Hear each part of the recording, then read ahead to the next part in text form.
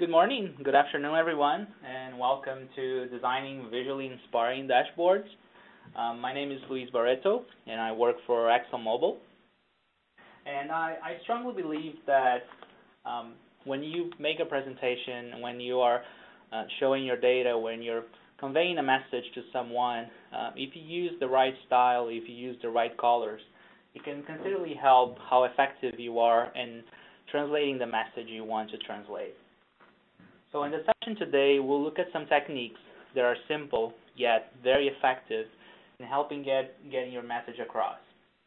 We'll look at some demos, and we'll also look at some use cases from existing dashboards that we built in ExxonMobil that definitely apply some of those considerations. Without further ado, let me go ahead and get started.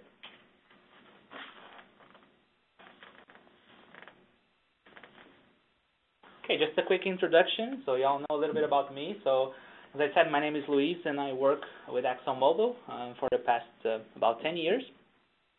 I currently have the IT Creative Design Lead role, which means I am responsible for a variety of multimedia-related design aspects of IT for ExxonMobil. So, from marketing, branding, and websites, virtually anything that has to do with creative design. I am originally from Rio de Janeiro, Brazil, but I've been living in Houston for the past 4 years now. I have been using Tableau for about 2 years, so since I started in my previous assignment, right before this one, in the IT strategy area, I started getting familiar with Tableau, and I just really enjoyed the software. And then with my passion for design, I was able to kind of bring the two together, and in my opinion, it was very effective in kind of helping with demonstrating the power of Tableau to ExxonMobil and to IT, and I've definitely been using that quite a bit. As expected, I do have a strong interest in design. I also love photography and technology in general. I'm married to my wife, Vanessa, and we have a 2-year-old son, Giovanni, who you all can see in the picture. Okay, so a quick agenda for today.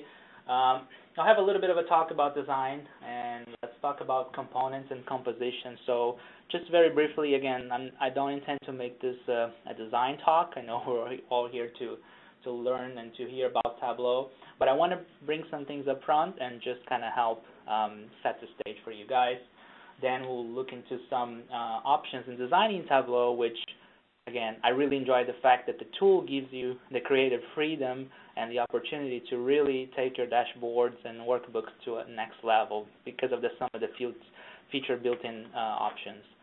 I also have some examples, and then I'll open up for some questions and answers. So just as a quick icebreaker, just wanted to highlight quickly that when we think of brands and when we think of how the importance of colors affects us on our day-to-day, when you look at some of a simple slide like this in red, you might end up thinking, well, this looks like a color I've seen before, and indeed, the color is sometimes so inherently connected to a brand that just by looking at it, you can kind of quickly start to feel, okay, yes, this really comes to me very clearly. And so I have some examples in here on how, I'm sure this is a very popular one, and I guess many of you might have guessed that already. Here's another one. And finally.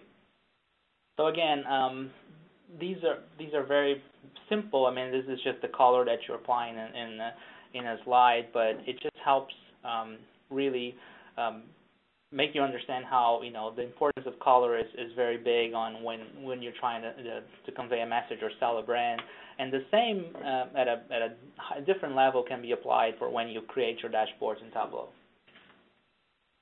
I have my little quote of the day. So again, nowadays the designs are all about being simple and being flat, being objective. You don't need a lot to make it work, but again, there are some important aspects you can look at. So let's talk a little bit about design. So when you think of design, there are main 3 sections here on the slide that I wanted to quickly talk about.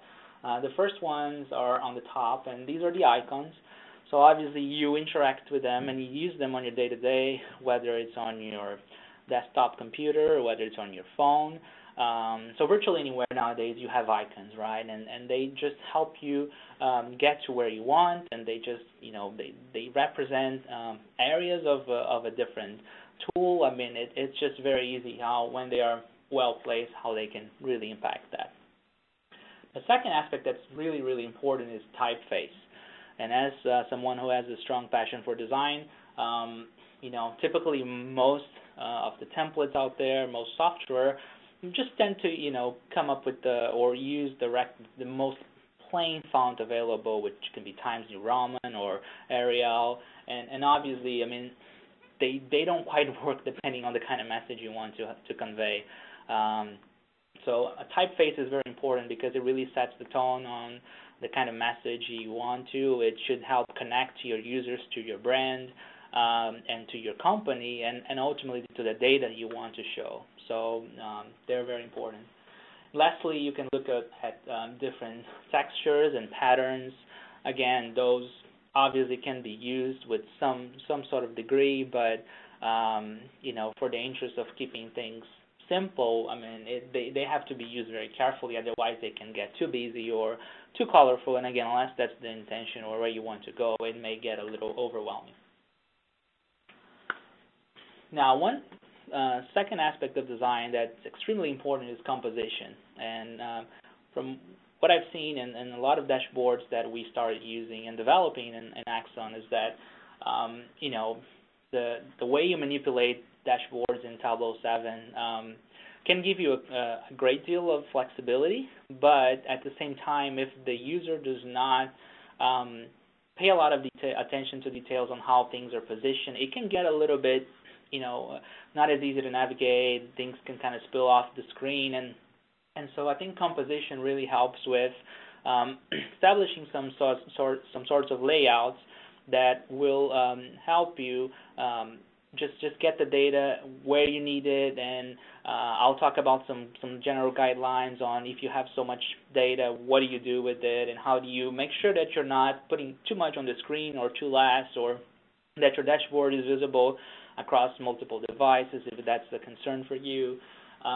So again, composition is very important, and I know that with version 8 there is a lot more flexibility added in terms of positioning elements in dashboards, the whole features, the floating option that you have nowadays. So I'm excited to start using that. I have not yet. But again, composition still remains very important in how you present your data. Now let's switch a little bit of gear. So as I said, I wanted to just kind of touch on these quick points before we actually go and look into some techniques and some things I've learned, which again, it was a lot through self-discovery. It was just as I'm implementing new projects, I'm trying to explore the full potential of Tableau, and as I said before, I was surprised and happy that I could, to the extent that I needed, apply customizations that helped me get the message I wanted across better. So the first area we're going to look at is in Tableau is using custom palettes. So as everybody has probably seen it, Tableau comes with a pretty good assortment of palettes that again take into consideration lighter, darker color schemes. It addresses color blinds and so forth. But at the same time, if you really think about it, most likely your company or who you work for, perhaps they have their own sets of colors. And I mean, wouldn't it be great if you could brand your dashboard, your text, and other aspects to that dashboard or workbook that you're creating with the colors that match your corporate identity? So it's a pretty straightforward process to add custom palettes into Tableau. They can be used for either solid colors. You can also do the gradients. So it's very powerful. And again, I definitely encourage you to look into it if, again, you have access to some of the identity brand standards of your company. You can do this for once, and it's going to be there available anytime you pull up a new workbook, which is really neat because again, it just stores that centrally in your local file, in your configuration file. And so I definitely use this quite a bit, especially when sometimes I ran into a need for a color that Tableau doesn't have. And again, you'll see that applying in some of the examples that I'll be showing later today.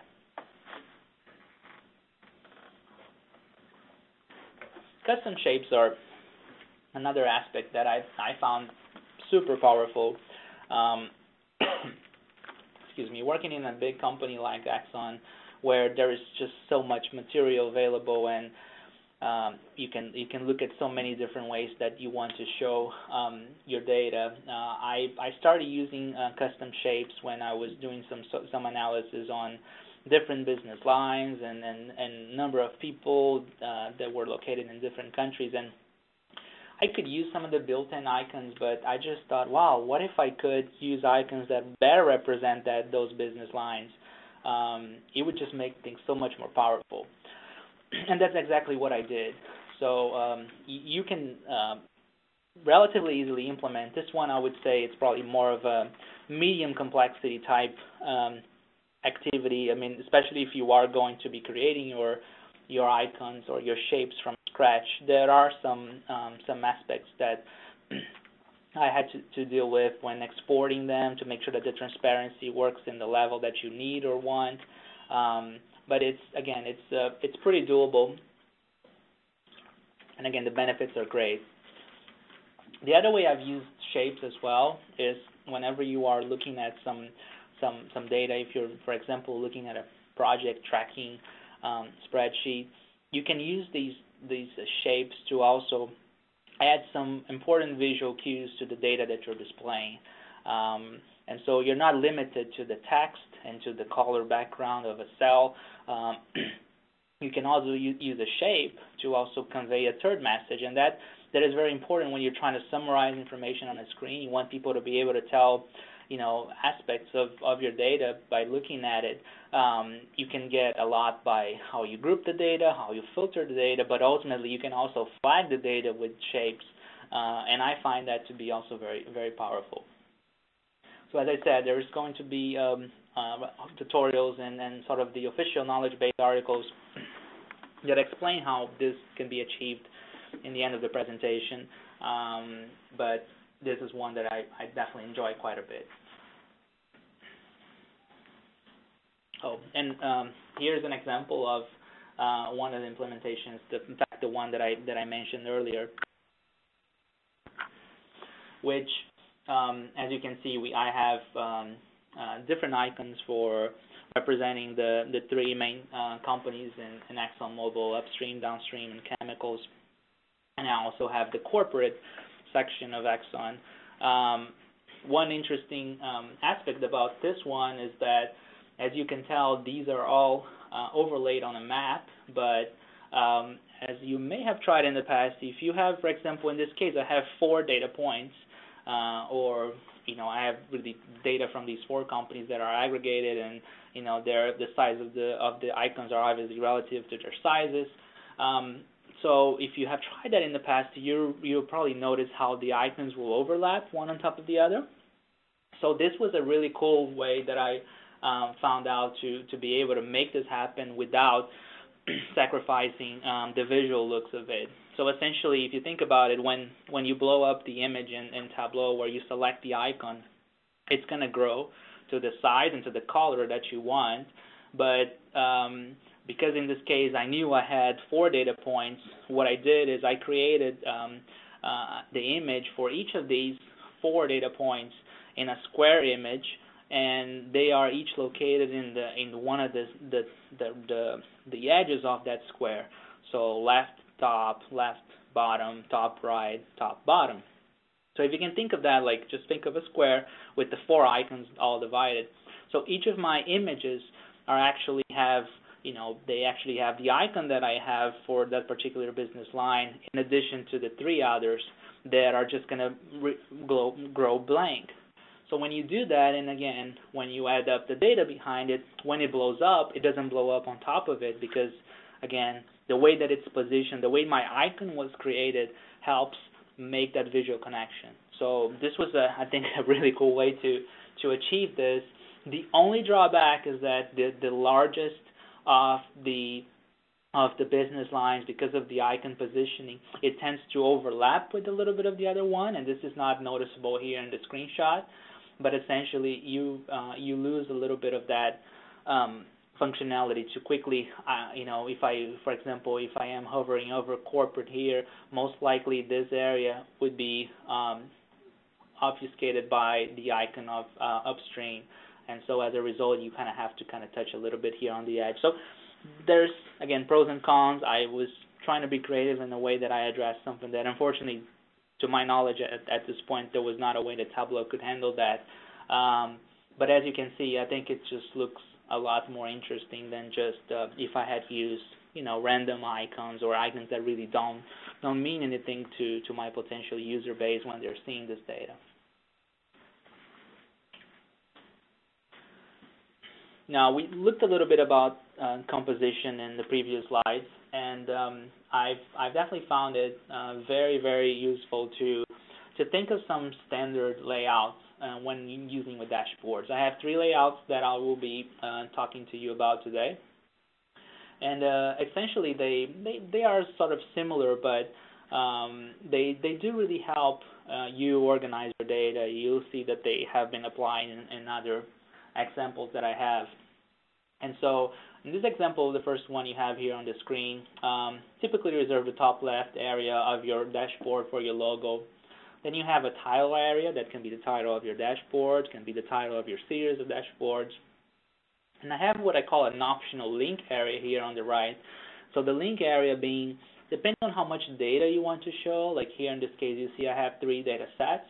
I can have, some tabular data in here. I can have a map, and I can have some overall summary data here at the bottom.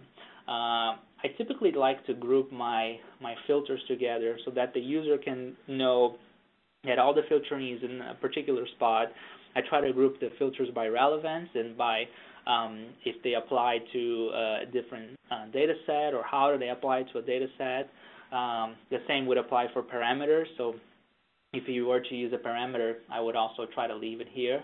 And again, there's different ways that you can group your data, but keep in mind that normally if you just start putting stuff into Tableau and to create a dashboard, it will not always come up with the most optimal setup, and it takes some time and tinkering to really figure out what works best.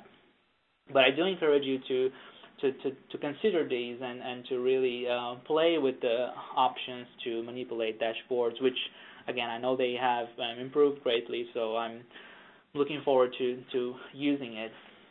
Now, one additional consideration is iPad visualization. So as you probably know, when you set up a dashboard, you can define what kind of sizes does it have. You can have a minimum or maximum size. You can set it up for different resolutions. If you're not planning to have a separate dashboard exported for an iPad version, keep in mind that you should try to make sure that it's going to render well, and that the amount of the real estate you have on an iPad screen is going to be smaller. And as the user interacts with their finger or a stylus, it can be a little bit trickier comparing if you are, for example, right now I'm looking at a 22-inch monitor. I definitely have a lot more flexibility on what I can click and what I can select. So keep that in mind. And finally, I do like to use fixed sizes on the dashboards because, again, I'm, just like when I design for the web or other media, I want to make sure that the way I envision is the way that the user is going to envision it. And many times when you use more of a size that can display differently, you don't really have a whole lot of control on how it's going to render in someone else's machine. So I do find it very beneficial to be able to control the size, and in this case, make sure it's a fixed size dashboard. I think that will definitely help with maintaining the look and feel that you want. Let's look at another example of a layout.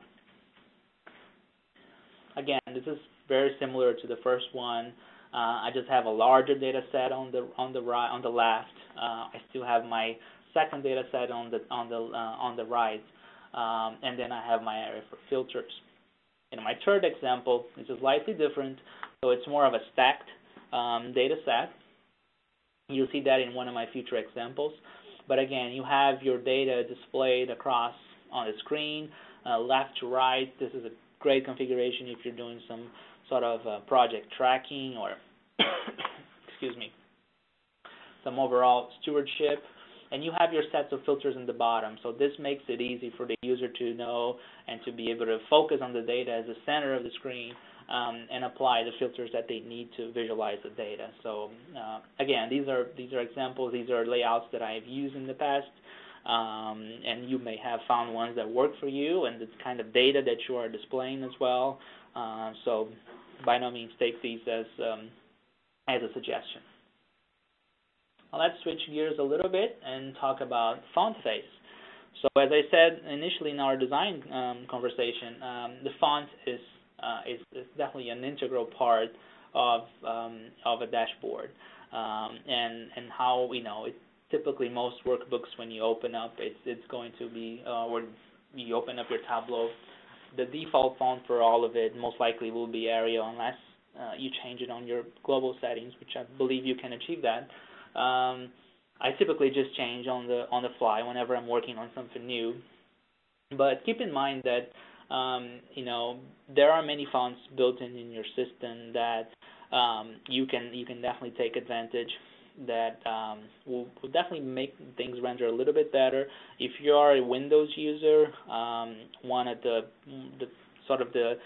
font face that is inspiring the new Metro look from Windows 8 is Segoe UI.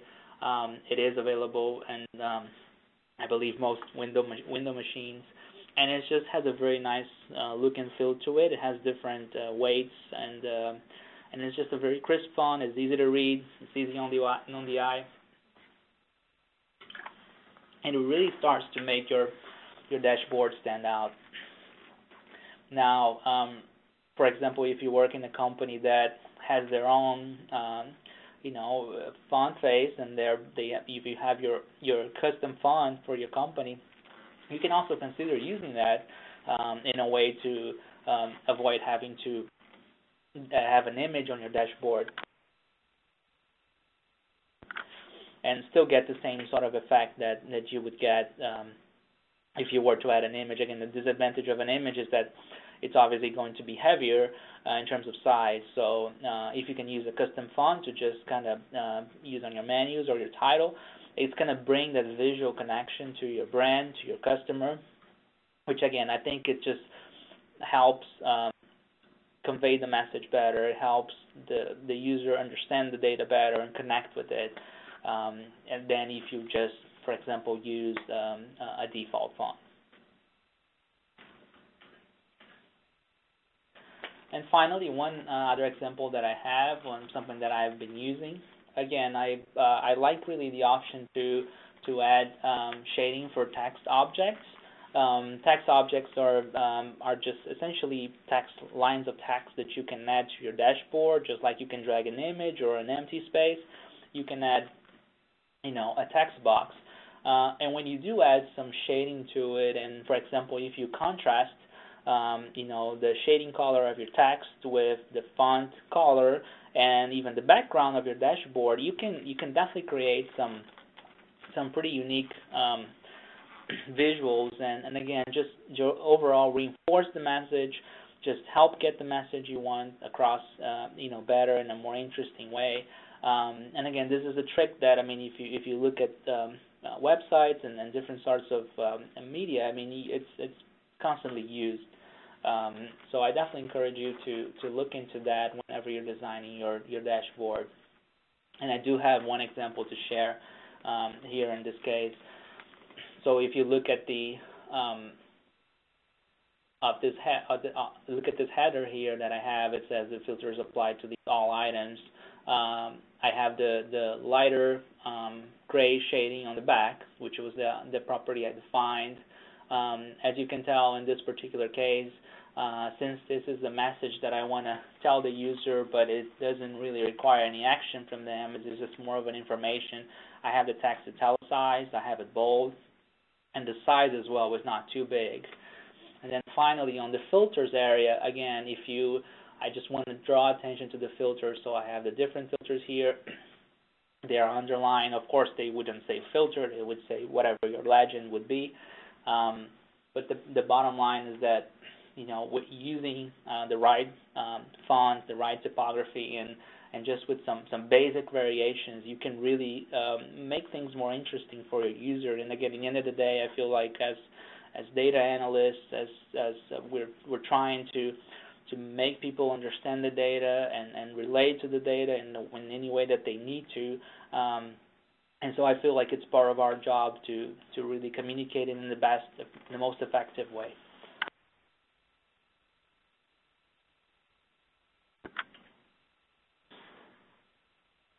Now, switching a little bit to another topic on embedding dashboards on a web page.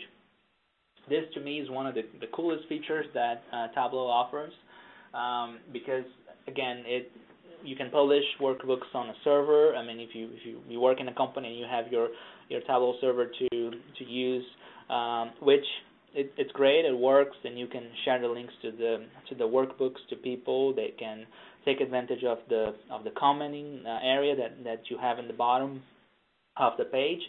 But a lot of times, big companies will have some sort of company-wide platform for websites or intranet, and a lot of companies will use SharePoint or other types of content management systems for their own users to have their own space. And you can have different sites for teams, for groups, and Tableau offers a native way for you to embed a dashboard in a web page, which again it's really easy. All you have to do is copy the embed page code that you see whenever you open a visualization. There's an option that will let you do that. And again, once you copy paste that code on your page, you do need some basic knowledge of HTML and where you're going to be putting it. But just the overall look and feel and how you can really use your main company's system to group the data together in a web page and just make it easy for users to browse through different dashboards, it's just a lot more powerful. So one of the things that we have done that was really exciting is that we had this exercise that we wanted to collect data from a certain customer base, and we wanted to then summarize it and make it available for the people. Well, we use different technologies to achieve that. So for the data collection point, for example, we used a Microsoft product called InfoPath that allows users to fill out forms. It's essentially a form application that can be very powerful, gives you a nice way to collect the data, which again we're trying to have also the users always in mind and their experience. So that particular tool collects the data. It then feeds the data over to SharePoint. So it creates a file in SharePoint. That file also feeds a list in SharePoint, which is essentially a table. And I love the fact that Tableau can connect to a SharePoint list. And that's one of the features I've used the most because we tend to have a lot of stuff in SharePoint lists. So once you have that piece done, you can build your dashboard based on that Tableau list, but you're not restricted to just storing the dashboard on your server. So what I did is I have the end-to-end process for this particular application tool in one single website. So I created a dedicated website that if you are a user collecting data, you can access the area that belongs to that. If you're looking for the summary of the data, I created two dashboards that again have two different purposes. One is more of a summarization of the data. The other gives the user more of a raw extract of the data. So I wanted to again target what my user needed, and I definitely took advantage of this feature to really be able to bring it all together, and so I don't have to redirect the user to another place. They can see it, and you guys will see an example soon on how that all comes together. And here's pretty much what it is. So this is a typical SharePoint page. You have your header area.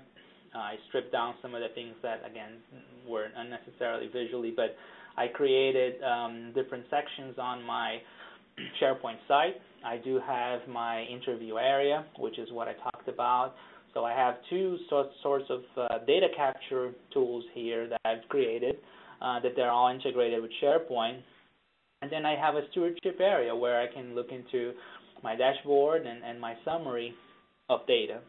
And I have a help section here. Again, it's pretty straightforward. There's nothing overly fancy about it, but just to think that I can give the users access to this particular site, and provided they also have access to the dashboard, which in this case I made sure that they do, they can come here, they can consume the data, they can enter data, and it just brings so much more power to it.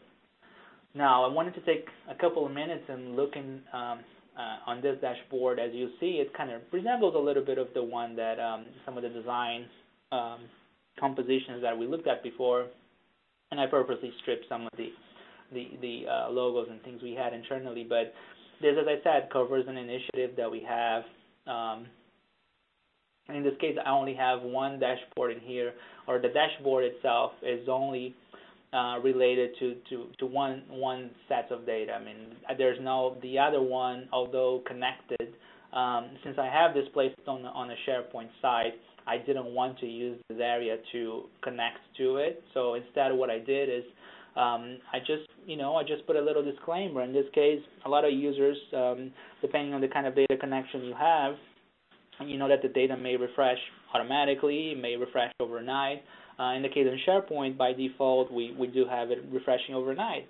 So if a user changes something or enters some data through the interview tool, they may ask, oh, I don't see my response reflected yet, or nothing has changed. So you can use your dashboard wisely to kind of have some key messages for your users. For example, in this case as well, in this little icon in here that I have with a little light bulb, it's just another little way you can use a tooltip to tell the user something. And in this case, I had something on the lines of, if you need help, contact me. And again, this could be whatever suits you. But again, just using that real estate wisely, it just makes up for a much better experience. Now on the left here, I do have my overall, again, my questions and my summarization. Again, this was some sort of survey that we did. I have a graphical representation of this same data. So again, I have the same 10 questions, and they are all, you have the overall ratings. We created what we call a KPI, so it's displayed here on the bottom. It's slightly cropped, but essentially the KPI it's a parameter that can be defined on the spot by the user, and we comes in with our recommendation. But in the end of the day, if you want to take a more restrictive look at it, or if you, depending on whatever is your need, you can customize that. And again, you can just quickly glance and see, okay, for these particular areas, we are doing really well, and again, on these two, we're kind of close to the red. So just make it easy to show the user the data in different ways that they can consume it. I also had some overall summaries in here. Again, if you want to do an overall average, if there are other data points that, again, you consume through your interview tool that you don't have available, you can also highlight some statistics in here. And again, this is just as simple as creating those workbooks and putting it in there. And finally, what also brings another level of interactivity to this is that you can use the filters to, for example, in this case, we have business lines and business users and groups, but a lot of users get really impressed, and I think it's definitely a cool feature to be able to use the map to show your data, but also use the map to filter your data. So if I'm curious about responses in North America, I can just click and drag, and all my data points get updated. And I'm sure you guys know all that, but it just makes for a more interesting experience for the user. Here at the bottom, I do have my sets of filters. In this case, again, you can see I have my shading, I have my font face in bold, and it's white, contrasting a little bit with the gray. And I do have my common sets of filters, which I'm calling these internal and external. So internal being if they are for the IT community, and then external if they are focused on the business community. Again, this is just how we group the filters. you don't necessarily have to have this, but again, I just wanted to make sure that the users could easily tell, okay, these are filters that apply if I'm looking as a user or if I'm looking as an IT associate. So we wanted to make this easy for users to consume the information and so forth. Now let's take a quick look at some of the examples that I have briefly touched on before in a little bit more detail. So you can see some of these aspects and some of these design techniques that I've been applying. Now this is what we call, or what we've used as a roadmap template. And we call it roadmap, but you can think of it as a project management tracking system.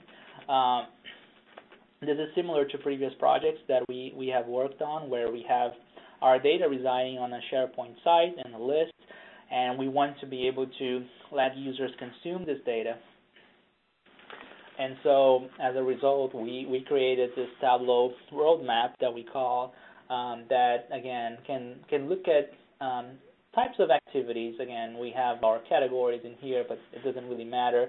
The idea is that you can see, in 3 different categories of initiatives, you can quickly see, the descriptions or short descriptions of them. On the left here, the bottom area, you can see, the filtering. You're filtering in the second half, in this case of this year. You have the total number of initiatives, and you also have the individual number by area.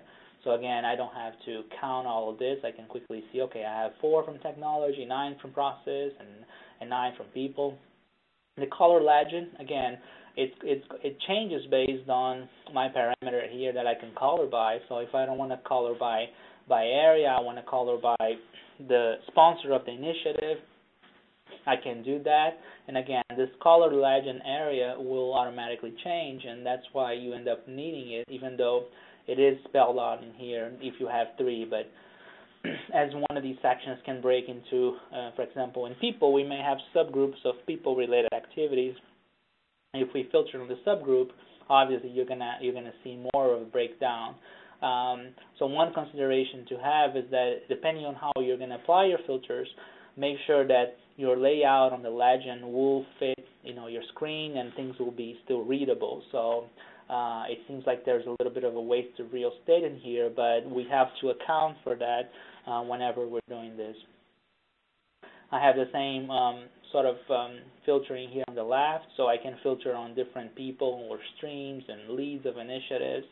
And then I have, my time, or my sort of time filter, so I can look at different periods to look at, and then I can have my parameters that allow me to color by a different area or stream, and I can also group by the initiatives in a different way, which again turns out to be powerful. So in a way, you're trying to give the user all the flexibility that you want them to have.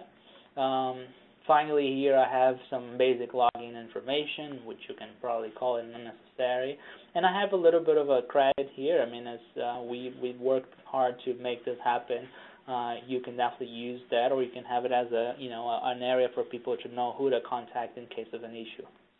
I also wanted to highlight the use of the custom icons. So in this case, what we have here is our status legend, which we actually expanded to a 3rd icon, and it's just not reflected in this one. But again, the principle is the same, and it pretty much is telling me that if I am, for example, a manager that's looking into these initiatives, I can quickly filter on the ones that I own. I can quickly filter on the one that my team is working. And as I glance into the data, I can already see that the status being yellow will draw my attention immediately to say, okay, well, there's something with this initiative that excuse me, that I may need to look at. And same thing if it were in red. So again, I don't have to necessarily hover over and see the tooltip for each of these to find out their status. I don't have to necessarily apply a filter to color them by status, but rather just by looking at the dashboard at once, I can say, okay, these are potentially my 2 problem areas, and I want to make sure that I'm looking at them. So this is one good way to be able to use these shapes, custom shapes, again, to really help get your message and understand better your data. here I just highlighted a little bit of an example of the tooltip. Again, just like you're thinking of your first layer of your data being displayed is obviously how it's rendered on your dashboard, but the tooltip is super powerful because it essentially is a highly customizable field that you can use to really show more information, and just making good use of it is really powerful. So you can use obviously the data fields that you have in your database. So I have my title, I have my lead and owner, I have my objective, and then I have different fields on milestones. If I have this list, in this case we had some latest update, you can show that in there. What is really interesting and cool about the tooltip is that, let's say you have initiatives that have now been completed. Well, if they are completed, maybe you collect a different type of data from it. You're not necessarily interested in the latest update, but rather you want to say, okay, what were the deliverables of this initiative? How many people worked on it? So one of the cool things about Tableau and how you can do this is the fact that you can pretty much create a field that, again, based on the status of the initiative, will conditionally show different types of data. So you're using a calculated field, you can easily do that, and then what you do, you just enter this field here in lieu of the latest update, and there you go. You have a more status-driven tooltip, which, again, in the event that something is in progress, I want to see what's the latest on it. But if it's completed, I want to see what happened with it, who did it, and what was the outcome. So again, this definitely takes your opportunity to use the tooltips to a whole other level. One particular tip that I'd like to share is that whenever you're using SharePoint, and if that happens to be the case for you, text fields, if you use rich text fields, they are interpreted, and most likely correctly by Tableau, as an HTML tag. So if you use a rich text field and you apply bold, and if you have paragraphs and bulleted lists, this gives your user a little bit more freedom when they're entering their content, but makes your life a lot harder when you're showing in Tableau. As a result, I ended up having to create several functions to clean up the HTML code, which it was essentially one function applied on top of the other for X amount of time, since there's no way to apply more for a recursive type search. But bottom line, if you can avoid having rich text fields, it's going to make your life a lot easier. But again, if it's essential, you can still try to overcome it. It may not be perfect, but you can still keep that in mind, and just whenever you're showing the data, be sensitive that it may not be already by default displayed in the best way. So this is a cool way to look at a tooltip differently. Now let's look at the scorecard example again. And again, this is similar to the one we just saw previously, but I'm going to highlight a few other features that I built into this dashboard. The first one being, when you look at some of these questions here, for example, if I want to look, this data is showing me the average response. And one person asked me, what if I want to see what was the highest by this question? What was the lowest? And initially I had a little drop down here that automatically changed everything to highest and lowest, but I figured, well, why not just make use of the tooltip, have those calculated fields available, and just, again, show it to the user in a nice way. They can just hover over this tooltip, and they can see, okay, for this particular question, this is my highest and this is my lowest. Again, you can apply that in so many different ways, but the point is you're making use of the tooltip to also help communicate your data. As I mentioned before, you can use the little light bulb to, again, just have someone contact you. You can do an action, and you can have it email you or whoever is your primary support, and have them help the user. And so, in summary, I hope I was able to get some of these design considerations over to you. I hope you find the value that they bring into conveying your message. And as you probably saw from some of the examples that we've had, Tableau does an excellent job in handling structured data, But when it comes to unstructured data, you can definitely use it. Just keep in mind that there's different ways that you can make things easier. And again, with some of the new features with the Wordles and some of the other ones that are help with the data aspect or looking at text, analyzing text. I mean, I think it's just going to take the tool to a whole other level. And again, just be sensitive to to the data that you have, and design with the user in mind and what the experience is going to be like. And I can pretty much tell you that it's going to help with adoption. It's going to help with your user understanding, getting interest in Tableau, and definitely helping them understand the data and just get to make conclusions and faster and in a more effective way. So I hope you enjoyed today's session. Thanks very much for your time, and have a great day.